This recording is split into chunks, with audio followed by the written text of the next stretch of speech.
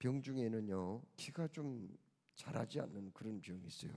이걸 외소증이라 그렇게 얘기하거든요. 보통 외소증 환자는 키가 147 이하의 사람들을 얘기를 한다고 그럽니다. 우리나라는 외소증 환자가 한 2만 명 정도가 있다고 그래요. 또 육체적인 그런 그 외소증만 있는 게 아니라 또 정신적으로 자라지 않는 사람이 있어요. 전번에 어디 가서 좀 어떤 분을 만났는데 몸집이 너무 그냥 크고 생긴 것은 잘생겼는데 엄마가 엄마보다 훨씬 키가 큰 그 사람을 손을 잡고 다니더라고요. 이리 와, 하지 마라 말하면서 이렇게 하시는데 그 사람은 나이가 20살이 넘었어요. 보니까 청년인데 꼭 어린애 같더라고요. 그렇게 정신적으로 자라지 않는 거예요. 한 3살, 4살 정도밖에는 되지 않더라고요. 몸집이 엄청 커요. 잘생겼어요. 이렇게 정신적으로 자라지 않는 그런 사람들이 있더라고요. 사람이 태어나면 정상적으로 자라야 하는데 이렇게 정신적으로 육체적으로 자라지 못하면 문제가 생기는 거죠. 어떤 문제가 생겨요? 부모님의 걱정거리가 되는 거죠. 자라지 못하면은 힘을 써야 할 때 육체적인 노동을 하기가 또 어려워집니다. 남에게 또 잘하지 않으면요 업신여김을 받을 수도 있고요. 또 몸의 면역력이 떨어져서 병에 노출될 수도 있습니다. 또 그뿐만 아니라 정신적으로 육체적으로 자라지 못하면은 지도력을 발휘해서 남을 이끌어가는 그런 지도자가 되는데 어려움도 없잖아 있게 되는 거죠. 잘하지 못했으니까요. 그런데 육체적 정신적인 애소증만이 아니라 영적인 외소증도 있다는 것을 우리가 알아야 돼요. 영적인 외소증에 걸리면은 어떻게 된 줄 아세요?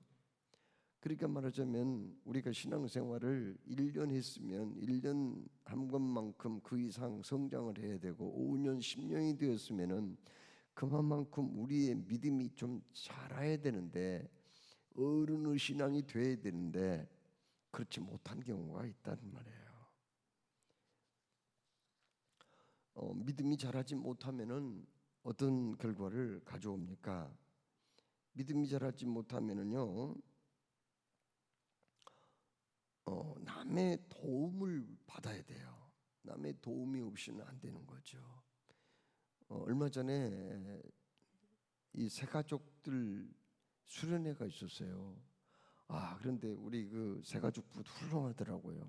너무 훌륭해요. 그 세 가족들을 너무 잘 돌봐요. 그냥 하나들까지 모르는 거 가르쳐주고 또 늘 사랑으로 돌봐주고 토요일 날 또 전화도 하고 안 보이면은 침방도 하고 이렇게 신경을 많이 쓰고 있어요. 물론 이제 그분들은 초신자니까 그런 돌봄이 필요합니다. 적극적으로 사랑을 해줘야 할 필요성이 있는 분들이에요. 그러나 문제는 그분들이 시간이 좀 많이 지나면은 이제는 집사님도 되고 권사님도 되고 장로님도 되고 성숙한 신앙이 되어서 교회 일도 하고 또 다른 사람들을 또 많이 돌봐주고 참으로 주님을 위해서라면 목숨까지 바칠 수 있는 그런 단계에 이르러야 되는데 신앙이 그냥 시간이 많이 지났음에도 불구하고 잘하지 못하면은요. 그래서 남의 계속 도움만 받게 된다면 그건 좀 문제가 있는 거 아닐까요? 여러분, 그리고 믿음이 자라지 않냐면은요. 시험에 든 사람들, 이런 사람들을 도와줄 수가 없어요. 약한 사람, 믿음이 약한 사람을 도와줄 수가 없어요. 새신자를 도와줄 수가 없는 거죠. 그리고 아까 말씀드린 대로 잘하지 않고 그냥 어린애처럼 나이가 뭐 20살이 넘었어도 꼭 어린애처럼 이렇게 잘하지 않는 사람, 그런 사람, 아니 몸은 자랐지만은 키는 그냥 뭐 1m 한 80 정도 되지만은 꼭 3살 먹은 어린아이 같아가지고 엄마 아이스크림 먹고 싶어, 엄마 이 장난감 하나 가지고 갈게, 이러면은 얼마나 그 부모 마음이 아프겠어요. 얼마나 아파요. 그래 알았다 말은 그러지만은 그 부모가 얼마나 마음이 아프겠어요. 마찬가지예요. 신앙적으로 자라지 않으면은요 하나님 마음이 아파요. 좀 신앙이 자라서 좀 어른 노릇하고 사람 노릇 해야 되는데 너 언제나 어른이 될래, 이런 걱정이 되는 거죠. 그리고요 신앙이 자라지 못하면은 마귀의 유혹에 쉽게 넘어가는 거예요. 아니 성숙한 사람 어른은 잘 안 넘어가거든요. 판단력이 다 있잖아요. 지혜가 있잖아요. 근데 어린아이들은 그걸 몰라. 그래서 유괴범들이 그 어린아이들을 유괴해서 데리고 갈 때 하찮은 사탕으로 유혹을 해요. 뭐 그냥 하찮은 선물 가지고 유혹에도 넘어가 버리거든요. 그래서 유괴범에게 끌려가서 죽임을 당하는 그런 일들이 종종 있잖아요. 오늘 우리가 봉독한 에베소서 4장 14절 말씀에도 이는 우리가 이제부터 어린아이가 되지 아니하여 사람의 속임수와 간사한 유혹에 빠져 온갖 교훈의 풍조에 밀려 여동하지 않게 하려 함이라. 우리의 믿음이 좀 성장해야 마귀의 속임수, 간사한 유혹에 빠지지 않는다는 거 아니에요. 세상의 어떤 교훈과 풍조에 밀려서 자꾸 신앙이 요동하지 않게 된다, 그런 말씀이에요. 또한 여러분 영적으로 자라지 못하면은 지도자가 되기가 어렵거든요. 지도자는 뭐예요? 다른 사람에게 좋은 영향을 미치는 걸 지도력이라고 그러거든요. 또 그런 일을 하는 사람을 지도자라고 그러잖아요. 다른 사람에게 좋은 영향을 미칠 수가 없어요. 잘하지 못하면은. 자, 그러면 이 문제를 우리가 어떻게 해결할 수 있을까요? 여러분 영적으로 자라게 하시는 분은 누구예요? 결국은 하나님이세요. 그러면은 하나님이 자라게 하시니까 우리는 할 일이 없나요? 자라게 하시는 분은 하나님이지만은 인간의 노력도 필요하거든요. 마치 곡식이나 나무가 쑥쑥 자라게 하는 분은 하나님이시지만, 그러나 사람의 목도 있잖아요. 물도 주고 잡초도 제거해주고 벌레도 잡아주는 그런 일은 해야 되잖아요. 그래야 곡식을 추수할 수 있고 열매를 거둘 수가 있는 거 아니에요. 물론 자라게 하시는 분은 하나님이에요. 그 곡식이 알곡으로 잘 무르익고 여물게 하시는 분은 하나님이지만은 사람의 노력도 필요하다고 하는 거죠. 여러분 우리가 신앙이 자라야 되는데 신앙 자라려면은 먼저 성령으로 거듭나는 게 중요해요. 성령으로 거듭나지도 못했는데 신앙이 자란다? 그건 있을 수 없는. 아니 생명체가 아닌데 어떻게 자라요? 나무나 뭐 이런 이런 나무 이런 나무, 그리고 뭐 벽돌, 돌, 바위 이런 건 무생물이잖아요. 우리 자라지 않아요. 자라지 않아요. 자라려면은 생명체가 돼야 되거든요. 안 믿는 사람은 죽은 상태예요, 영원히. 그래서 그 사람은 자라지 않아요. 자라려면은 먼저 생명체가 돼야 돼요. 우리가 생명체가 되려면 어떻게 해야 돼요? 물과 성령으로 거듭나야 돼요. 그래야 살아나는 거예요. 그래서 요한복음 3장 5절에 예수님께서 대답하실 때 진실로 진실로 내게 이르노니 사람이 물과 성령으로 나지 아니하면 하나님의 나라에 들어갈 수 없느니라. 죽은 사람은 천국에 못 가는 거죠. 물과 성령으로 거듭나서 생명체가 되고 하나님의 딸이 되고 아들이 되어야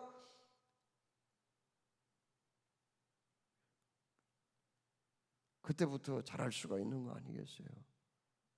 그렇습니다. 어린아이는 잘하게 되어 있어요. 왜요? 생명체잖아요. 생명이 있잖아요. 살아있잖아요. 그래서 어린아이는 이제 잘하게 된 거죠. 마태복음 13장 8절에 더러는 좋은 땅에 떨어짐에 어떤 것은 100배, 어떤 것은 60배, 어떤 것은 30배 결실을 하였느니라. 자라기 위해서는 마치 농부가 밭에다가 씨앗을 뿌려서 잘 가꾸어 열매를 거둔 것과 같다, 이런 말씀하셨거든요. 그러니까 무슨 말이에요? 우리가 거듭나기 위해서는 먼저 토양이 중요한 거예요. 막 그냥 밭에 잡초가 우거지고 돌멩이 그 가시덤불 엄청 많은 데다가 씨앗 뿌려봐요. 그 제대로 그게 싹이 나서 자랄까요? 아니에요. 그러니까 우리 마음밭이 중요한 거예요. 그래요. 씨를 받을 만한 뭔가 사모하는 마음, 준비된 마음, 이게 있어야지 완전히 그냥 가시덤불 잡초가 우거지고 돌멩이 투성이인 거기다가 씨를 뿌리면 안 돼요. 마음밭이 중요한 거고, 그 다음에 이것들을 제거해서 갈아엎고 좋은 마음밭이라 하더라도 거기에 또 뭐가 있어야 돼요? 거기에 적당한 수분이 있어야 되거든요. 물이 있어야 돼. 물은 뭘 의미할까? 에베소서 5장 26절 말씀 읽어보면은 물은 곧 하나님의 말씀이라고 그렇게 말씀했어요. 우리 마음밭이 좋아야 돼요. 거기다가 적당한 물이 있어야 된다고요. 물이 뭐라고요? 하나님의 말씀. 거기다가 또 뭐가 있어야 돼요? 햇빛이 있어야 돼요. 햇빛은 뭐예요? 성령의 역사예요. 그렇습니다. 좋은 마음밭에 하나님의 말씀이 떨어져야 돼. 씨앗이. 하나님 말씀이 떨어져요.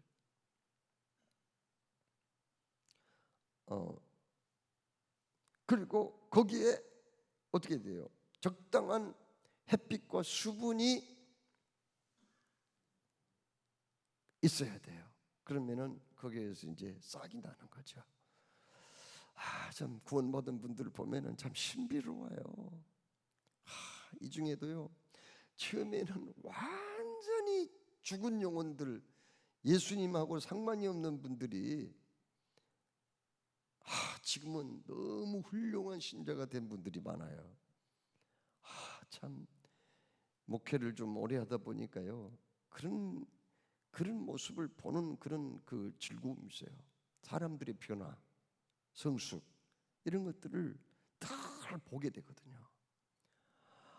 지금은 너무 그냥 집사님, 권사님, 장로님 돼가지고 훌륭하시지만은 과거에는 안 그랬거든요. 그 언제 한번 어떤 분이 그 남편 부인이 갑자기 막 악령의 역사가 있어가지고 쓰러져 버렸어요.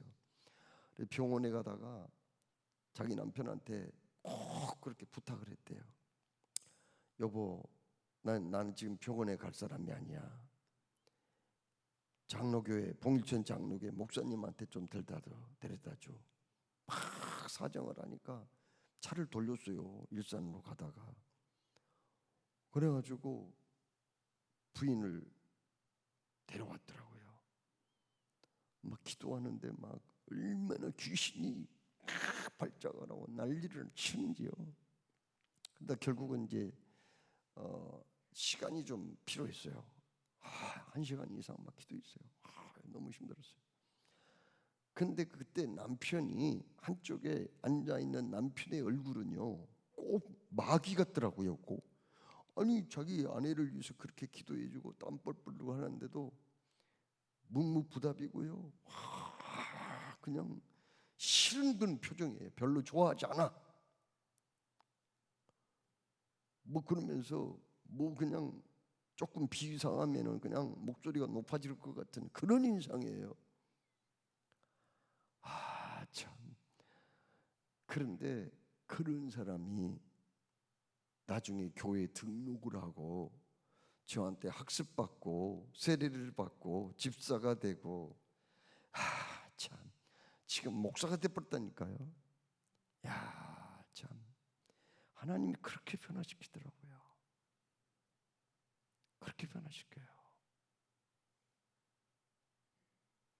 그 무서운 얼굴, 굳어져 있는 얼굴, 새카만 얼굴 지금도 다 기억이 나요.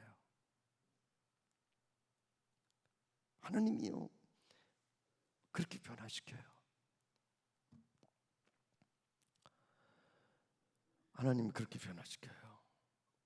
심령밭에 하나님의 씨앗이 떨어져요. 말씀이 떨어져요. 거기에 물과 수분, 성령의 역사가 있으면은요 사람이 변화가 되더라니까요. 거듭나요. 이 거듭나는 게 이렇게 필요하다는 거죠. 일단 거듭나야 잘하든지 말든지 하는 거지, 거듭나지도 못한 사람이 무슨 성장하겠어요? 무슨 신앙의 변화가 있겠어요? 두 번째로 잘하기 위해서는 음식을 잘 먹어야 돼요. 매일 우리는 그래서 음식을 먹습니다. 이 사람이 먹는 게 얼마나 중요한지 몰라요. 예. 음식을 잘 섭취할 때 우리는 영양분도 골고루 섭취하고 또 건강도 유지하고 이 세상을 살아갈 수가 있는 거지요. 그런데 음식이 도대체 뭔가요? 음식이요. 로마서 10장 17절에 그러므로 믿음은 들음에서 나며 들음은 그리스도의 말씀으로 말미암았느니라 이렇게 말씀하세요. 시편에 1장 1편 2절에도 복 있는 사람은 오직 여호와의 율법을 즐거워하며 하여 그의 율법을 주야로 묵상하는 자였다. 묵상한다는 건 뭐예요? 막 되새김질하는 거 아니에요. 되새김질을 되새김질해서 또 꿀꺽 삼키고 막 소화시키고 그런 거 아니에요. 또 요한계시록 10장 9절에도 내가 천사에게 나아가 작은 두루마리를 달라 한즉, 두루마리는 그 책이 성경책. 천사가 이르되 갖다 먹어버리라. 내 배에는 쓰나 내 입에는 꿀같이 달리라. 먹어버리라. 그러니까 무슨 말씀이에요? 성경은요 하나님의 말씀을 먹는 양식으로 그렇게 표현한 거예요. 먹어버리라는 거예요. 먹어야 돼. 그런데 우리는 얼마나 한 끼만 굶어봐요. 막 그냥 하루만 굶어봐요. 막 견디지 못해서 막 그냥 배가 고파가지고 힘들어요. 그래서 어떤 분은 자기는 단 하루도 금식을 못한대요. 얼마나 배가 고파서 못해, 힘이 쭉 빠져가지고 못한대요. 자기는 하루도 못해. 아니 한 끼도 못한다는 사람이 있어요. 그런 분은 또 열심히 먹어야 돼요 또. 그런데 여러분 우리가 음식만 그렇게 먹는다고 해서 다 되는 게 아니고 육신의 양식과 함께 영의 양식도 먹어야 우리의 신앙이 자라는 줄로 믿으시기 바랍니다. 정말 그런데요 신앙은 성장해야 된다고 그렇게 생각하면서 내가 주님의 영적인 체험을 해야 된다, 은혜 받아야 된다, 능력 받아야 된다 그런 필요성은 느끼면서도요 대개 보면은 하나님의 말씀을 그렇게 가까이 안 한 사람들이 많아요. 교회에서 뭐 그냥 뭐 성경 공부 제자 훈련합니다, 어성경합니다, 통독합니다. 그래도 관심 별로 안 보여요. 그냥 우리 교회에서 그냥 그 제자 훈련합니다, 성경 훈련합니다, 말씀 공부합니다. 그냥 2주 전부터 막 광고를 해도 신청한 사람이 거의 없어요. 많지 않아요. 이거 보면은 안타까운 거죠. 하나님 말씀을 받아 먹어야 돼요. 그래야 신앙이 자라게 되고, 그래야 영적으로 풍성해지고, 그래야 주님을 위해서 목숨까지 바칠 수가 있는 거거든요.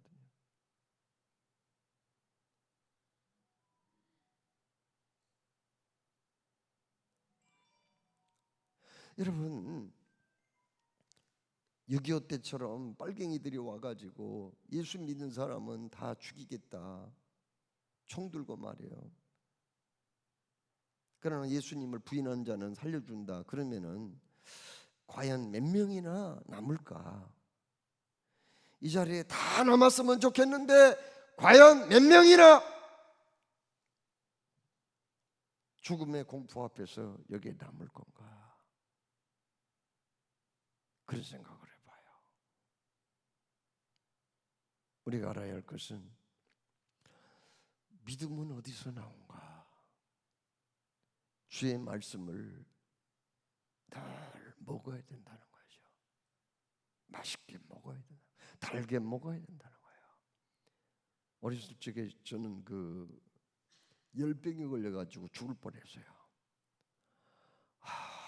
열병에 걸려가지고 막 그러니까는 머리도 빠지고 열병에 걸려버리니까요, 너무 입맛이 없는 거예요. 열병이 걸려버리니까 그냥 먹는 것을 그냥 그렇게 입안이 그냥 밥 한 숟갈만 넣어도 모리알 씹은 것 같아. 그래서 도저히 못 먹겠더라고요. 쓰디쓰고. 그런데 우리 어머니가 묵직하게 쌀죽을 끓여가지고 거기다가 잘 익은 김치 좀 이렇게 썰어가지고 올려가지고 먹어봐라, 먹어봐, 먹어야 살아. 그래도 먹기 싫었거든요. 어머니가 그렇게 하셔서 입을 벌려서 몇 숟갈을 받아 먹었는데 너무 입이 쓰고 먹기 싫어요. 그런데 먹어보니까요, 음식이 들어가더라니까요. 그래가지고 거기 반 그릇도 안 된 거, 한 공기도 안 된 거, 그걸 어느 정도 먹었더니 입맛이 돌아오는 거예요. 그래서 살았어요. 하나님 말씀도 먹기 싫어도 자꾸 이렇게 먹어보고 또 먹어보고 하다 보면은 입맛이 생기고요, 힘이 돌아오더라는 거예요. 여러분, 우리의 믿음이 자라기 위해서는 말씀을 받아 먹어야 된다는 거죠. 맑고 신선한 공기도 마셔야 돼요. 그게 기도 아닙니까? 고린도후서 1장 11절에 너희도 우리를 위하여 간구함으로 도우라. 이는 우리가 많은 사람의 기도로 얻은 은사로 말미암아 많은 사람이 우리를 위하여 감사하게 하려 함이라. 다른 사람을 위해서 기도한다든지 자기 자신을 위해서 기도하면은 그것이 바로 하나님의 은혜와 복으로 믿음으로 돌아온다 하는 말씀 아닙니까? 적당한 운동도 필요합니다. 에베소 4장 12절에 이는 성도를 온전하게 하며 봉사의 일을 하게 하며 그리스도의 몸을 세우려 하심이라. 여러분, 운동을 좀 해야만 건강도 유지가 된단 말이에요. 신앙이 좀 자란다는 말이에요. 운동은 뭐예요? 운동은 봉사죠. 우리가 신앙생활할 때 왔다 갔다 하는 것도 감사하죠. 예배만 참석한 것도 고마울 일이지만, 그러나 오늘 여기 12절 말씀, 우리 믿음이 자라기 위해서는 활동을 해야 된다, 봉사를 해야 된다, 열심히 뭔가 봉사를 해. 그래야 내 믿음도 자라게 된다는 거예요. 또 어떻게 하는 거예요? 또 5절 말씀 15절 말씀 뭐라고 말씀했어요? 오직 사랑 안에서 참된 것을 하여 범사에 그에게까지 잘할지라, 이렇게 말씀하거든요. 이건 무슨 말씀이죠? 이것은 영혼을 사랑하는 마음으로 복음을 전파하는 일에 동참해야 된다는 거죠. 한번 해보세요. 많은 사람들 앞에서 예수님을 좀 얘기 좀 해보시라고요. 입을 꾹 닫지 말고 입을 그냥 자크를 채우지 말고 이렇게 열어가지고 한번 얘기를 해보시라고요. 그 옆에 사람, 이웃집 사람한테 예수 믿고 구원 받으시라고 한번 해보라고. 그러면은요 이상하게 내 믿음이 자란다니까요. 변화가 와요. 은혜가 돼요. 이상하게 직장에서도 좀 옆에 사람한테 안목에 미스킴 교회 다녀? 안 다닌대요. 어렸을 때 조금 다녀봤는데 지금은 관심 없어요. 교회 좀 다녀봐. 좋아. 예수 믿고 구원받아. 하나님의 자녀가 돼야지. 천국 백성 돼야지. 이렇게 하면은요 안 한 것보다는 내 믿음이 더 살아난다는 거예요. 오늘 여기 15절 말씀에. 그리고 내 믿음 자라기 위해서는 16절 그에게서 온몸이 각 마디를 통하여 도움을 받음으로 연결되고 결합되어 이렇게 말씀했어요. 이건 뭘 말하는가요? 서로 믿음의 성도들이 사랑의 교제를 나누고 은혜 받은 거 또 힘들고 어려운 일들 삶을 함께 나누면서 기도하고 서로를 격려함으로써 내 믿음이 자랄 수 있다는 거예요. 교회에는 나 혼자가 아니에요. 공동체예요. 단수가 아니라 복수이거든요. 더불어 신앙생활을 하는 거예요. 그래서 그 믿음이 좋으신 분, 정말 열심히 있는 분, 심성이 좋은 분하고 늘 이 사랑의 교제를 나누면은요 삶을 나누고 서로를 위해서 기도해주고 이러다 보면은 믿음이 자라게 되는 거예요. 우리 교회에서 다니신 분들, 그냥 왔다 갔다 다니신 분 중에서 최고로 오래 다니다가 등록 카드를 내미신 분이 몇 년인 줄 아세요? 15년이에요. 15년을 다니다가 그때야 그 등록 카드를 내신 분이 있어요. 참 그분은 고래 심줄보다 더 질긴 사람이더라고요. 아니 어떻게 혼자 왔다 갔다 하면, 나는 그분 이름도 몰라요. 어디서 산지도 몰랐어요. 왜요? 등록을 안 하니까 어떻게 알아요? 그렇게 신앙생활을 할 수도 있지만은 나의 신앙 성장과 풍성한 삶을 위해서는 그렇게 해서는 안 된단 말이에요. 그분 돌아가셔도 장례식도 할 수도 없고 몸이 아파서 사경을 헤매도 찾아갈 수도 없잖아요. 정상적인 신앙생활이 될 수 없는 거죠.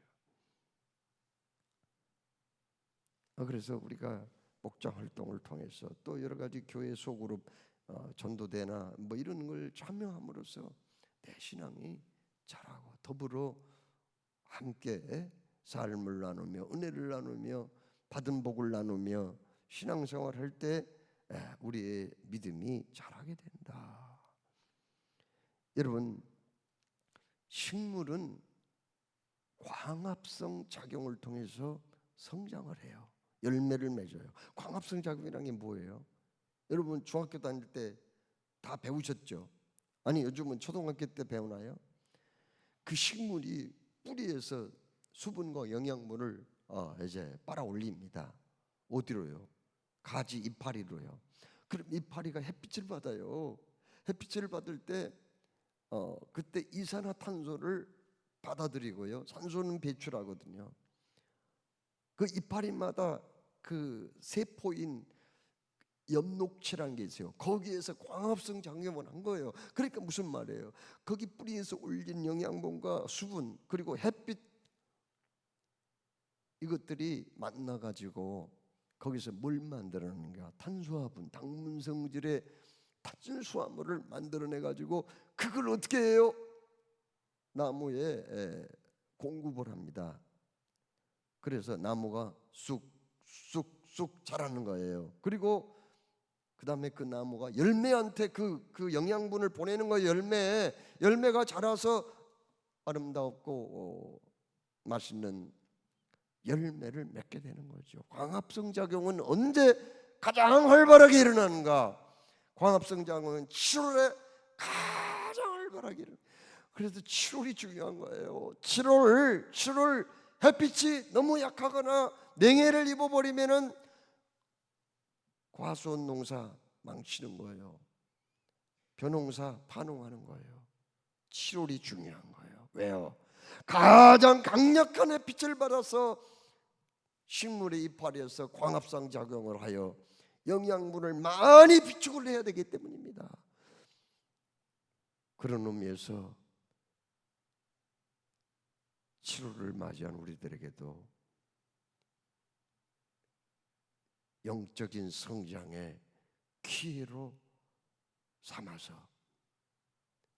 영적인 광합성 작용 많이 해서, 특별히 7월은 여름 성경학교도 있고 또 수련회도 있고 얼마나 활발하게 움직이는 그런 달입니까? 어린아이들뿐만 아니라 우리 교회 모든 성도들이 정말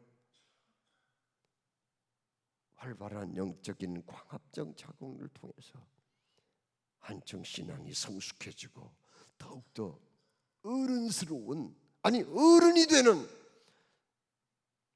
그러한 계기가 되기를 주님의 이름으로 축복합니다. 사랑해 주님, 말씀 주심을 감사하며